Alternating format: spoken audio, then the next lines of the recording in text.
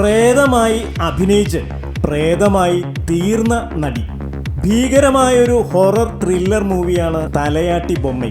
ഈ സിനിമയിൽ നായികയായി അഭിനയിക്കുന്നത് ഗായത്രിയാണ്. ഗായത്രി ഒഴികെ ഈ സിനിമയിൽ അഭിനയിക്കുന്ന മറ്റ് കഥാപാത്രങ്ങളെല്ലാം പുതുമുഖങ്ങളാണ്.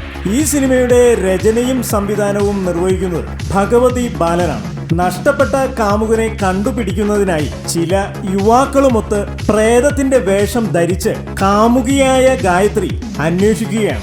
പക്ഷേ അവളെ യഥാർത്ഥത്തിൽ ഒരു പ്രേതം ആവാഹിക്കുന്നു. ഒപ്പമുണ്ടായിരുന്ന അവളുടെ സുഹൃത്തുക്കൾ ഓടി രക്ഷപ്പെടുന്നു. അവളുടെ കാമുകനെ കണ്ടെത്തി അവളിൽ ആവേശിച്ച പ്രേതം അവളിൽ നിന്നും പുറത്തുപോയി. ഇതിനെല്ലാം തലയാട്ടി ബൊമ്മ എന്ന സിനിമ ഉത്തരം പറയും. പക്ഷേ പ്രശ്നം തീരുന്നില്ല. സിനിമയുടെ ചിത്രീകരണം പൂർത്തിയായ ശേഷവും പ്രേതമായി അഭിനയിച്ച കഥാനായിക പ്രേത കഥാപാത്രത്തിൽ നിന്നും ഇപ്പോഴും വിമുക്തയായിട്ടില്ലത്രേ.